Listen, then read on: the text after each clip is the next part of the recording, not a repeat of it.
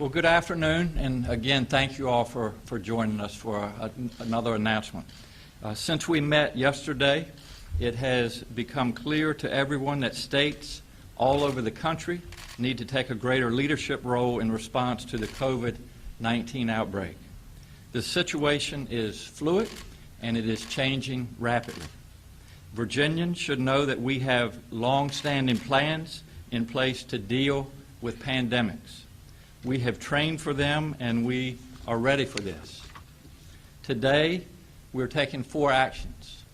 First, I am declaring a state of emergency in our Commonwealth. This declaration implements our long-standing emergency operations plan. This plan will be led by the Virginia Health Commissioner, Dr. Norm Oliver. While Virginia has been thoroughly preparing for weeks and has adequate funding to address the situation, this declaration will give us increased flexibility to ease regulatory requirements and procurement rules, continue federal and multi-state coordination, and ensuring ongoing support for the most vulnerable Virginians. Second, I am canceling all specially scheduled state conferences and large events for the next 30 days. That includes a Women in Innovation Conference scheduled for next Tuesday. I know that much planning, work, and time goes into these events, but I believe that this is the safest course of action at this time. I am encouraging localities and private organizers to similarly limit large events based on consultation with their local health departments. I advise Virginians to avoid large gatherings for the time being. I am also prohibiting out-of-state work travel by state employees for 30 days. We are directing state agency heads to make reasonable accommodations in regions like Northern Virginia and border communities like Bristol where that is not practical. We will assess these directives going forward. We anticipate that this break will allow time for more testing kits to become available. And let's talk about testing kits for just a moment. So far, as of this afternoon, 15 people in Virginia have tested positive. All of them have been traceable to a specific source. We are also aware of 2 Virginians who are currently in Texas and tested positive there. And we are working with Texas to determine the best course of action for them. I want to be clear. Right now, we believe we have enough testing kits in Virginia, and we believe more will become available. It is clear, however, that the CDC supply chain is in fact limited. So here's what we are doing. We are looking at developing our own test kits. There are also private labs in Virginia authorized to run these tests. While the state is not involved in that work, we understand the private labs are upgrading their capabilities to do more testing. We are watching the experiences of other states, including the use of drive-through testing, and we're considering that option as well in our Commonwealth. Ultimately, all of these steps will depend on public health needs supported by science. Third, for the state employee workforce, we are taking actions to phase in telework and other remote working options as appropriate. For official public meetings, we are working with Attorney General Mark Herring to issue guidelines that allow public business to continue in full transparency while acknowledging the seriousness of the public health threat. And for public schools, as Dr. James Lane, our Superintendent of Public Instruction, said yesterday, we continue to urge that public schools make their own decisions in consultation with local public health officials. Those decisions will be tailored to local needs, taking into account the differences between our densely populated and our rural areas.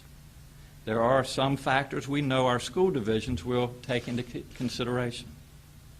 For example, Schools build days into their calendar for snow days.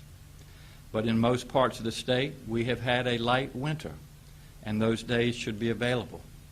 Schools need to consider how best to serve their students with disabilities and make sure there are accommodations. And while rates of absenteeism are typically factored into our accreditation process, this emergency order will give authority to issue waivers for that requirement. I know students may have plans to leave the country for spring break, and schools are considering their risk level when they return. We know the private sector is also taking many similar steps. We know that their actions and ours will have economic consequences. The fourth action today is that I am directing our top economic officials to continue to assess how this will affect our economy and what we can do to mitigate that. Our goal is to get everyone back to work as quickly as possible. But make no mistake, protecting public health is our top priority. That is driving all of these decisions, and it will be the determining factor of all our decisions as this situation moves forward. Now, before I turn to your questions, let's talk for a moment about what you across Virginia can do. Many people are asking, what do I do if I think I have symptoms? The first thing to do is to call your provider. Doctors can order tests, and they will do so based on medical necessity. Primary care doctors can perform the swab, that is the initial part of the test. Our health department has communicated with our doctors and health providers about the steps to take after that. As you heard from the folks from the Medical Society of Virginia and the Hospital Association yesterday, our health providers and facilities are regularly providing guidance to their members. But remember, there are things you can do to protect yourself and others. If you are part of a high-risk population, that is, if you are older or have an underlying health condition, you should be especially cautious. Avoid large crowds and avoid traveling if possible, especially on airplanes. And for everyone, you have heard me say this before, wash your hands with soap and water, cover your mouth and nose when you sneeze, stay home if you feel sick, and avoid touching your face. We understand how critical it is to stay in front of this disease. While it is very likely to spread, our actions can help mitigate how fast and how far this virus spreads. It is our responsibility, every one of us, to take this seriously and to do our part to help limit the spread of this disease. I appreciate the legislators joining us. I know you all have had a busy day. I would remind all of you, this is a nonpartisan issue. We are all on board to make sure that we keep you, Virginians, safe. We also are all on board to make sure that we give you the most up-to-date and accurate information as it becomes available to us. I thank you all for being here again today, and I would be glad to address your questions. Laura, can you tell me more about the new places where they're located and if there's any overlap, say, with the schools or whatever? Yes, thank you, Laura. Dr. Pete. So we have 17 people in Virginia now, or Virginians, that have been diagnosed with the novel coronavirus. 2 are in the central region, 4 in the eastern region, 10 in the northern region, and 1 in the northwest region. So of the 6 of the new cases today were contacts of cases that we had identified. And while we were doing the contact investigation, we had identified them and they were tested. 2 others, as the governor described, were diagnosed in Texas. So it's 17 in Virginia and 2 in Texas? 15 in Virginia and 2 in Texas. Maryland's about an hour ago announced their first case of immunity spread. Have we seen evidence of that in Virginia, and how would questions? We have not seen spread. We have not seen signs of community spread. So what that would mean is if we're testing people and we're interviewing them to get information about risk factors, and we don't find any, and so we don't know where it came from. So we understand now where people have acquired this virus, so traveling overseas and from other people that we know had the case.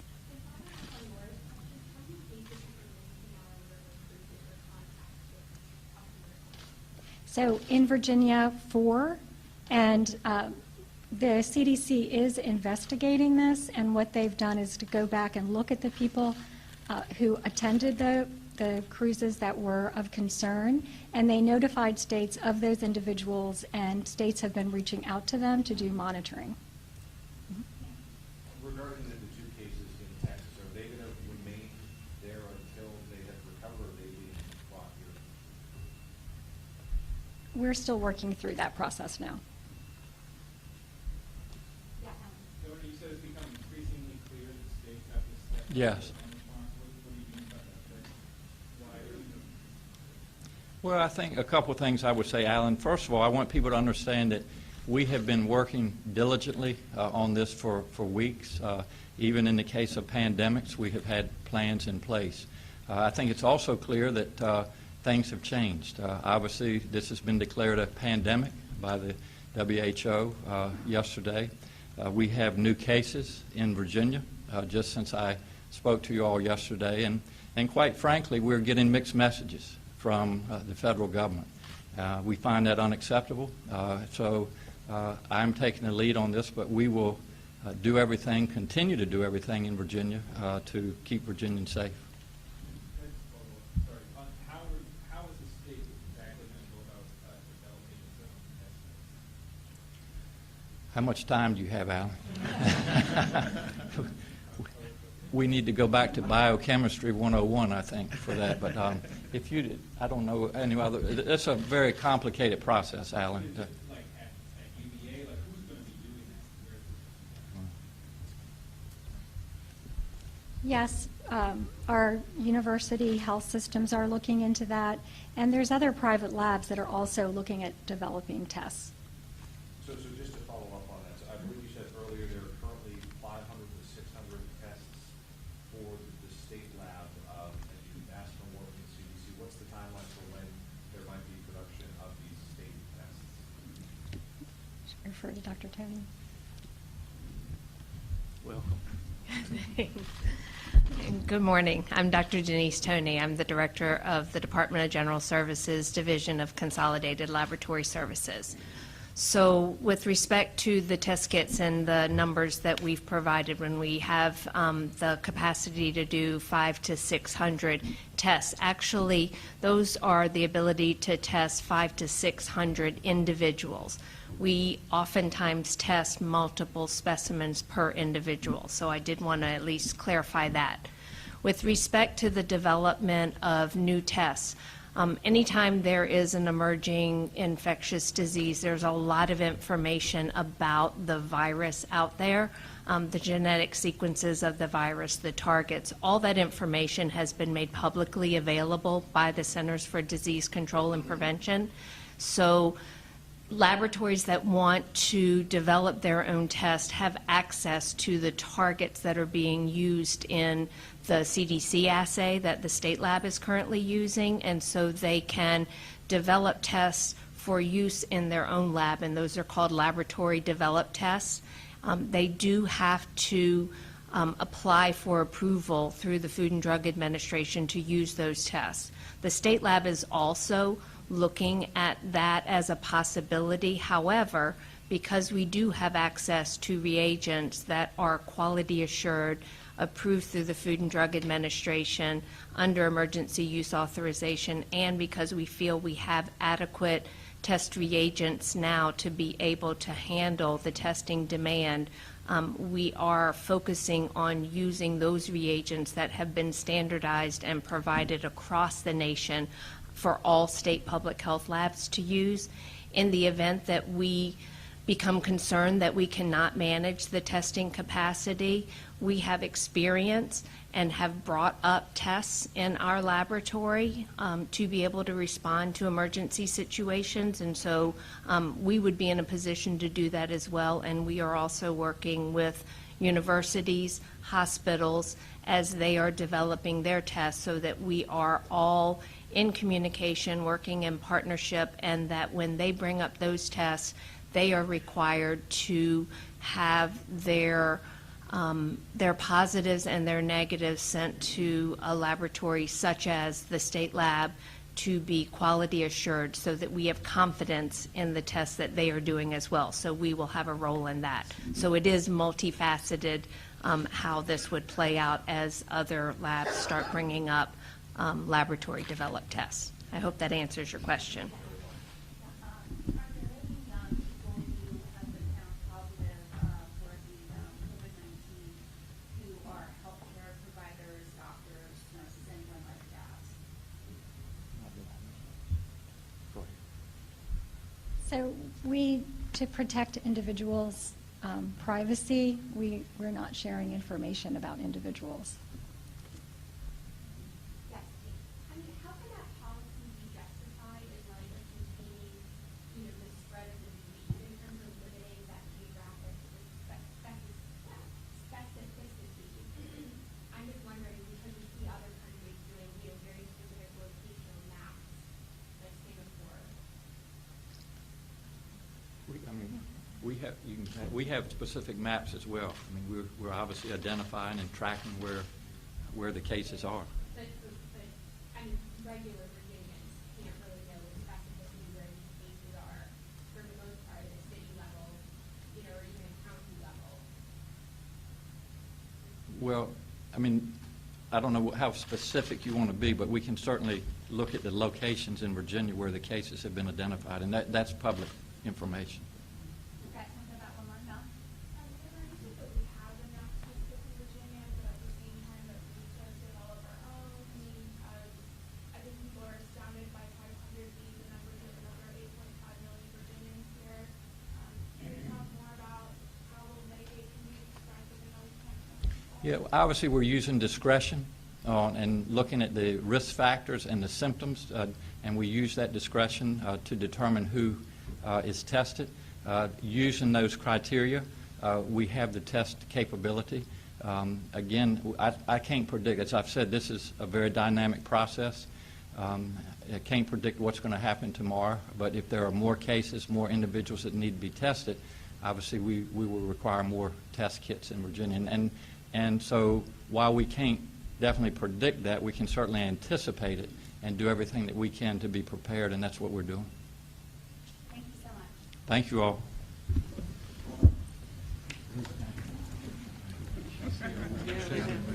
Go like this, Governor.